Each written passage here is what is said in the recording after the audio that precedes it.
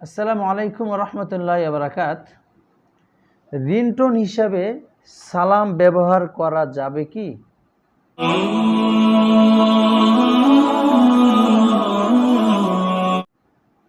এর উত্তর হলো সালাম এটা ইসলামী একটি সিম্বল, ইসলামিক সিম্বল বা ইসলামের একটি অনেক বড় পরিচয় বহনকারী বস্তু। আরবিতে যাকে শেয়ার বলা হয়, এবং সালাম এর ব্যবহারের স্থান নির্দিষ্ট, এর বাইরে সালামটাকে ব্যবহার করা আমাদের জন্য বৈধ হবে না।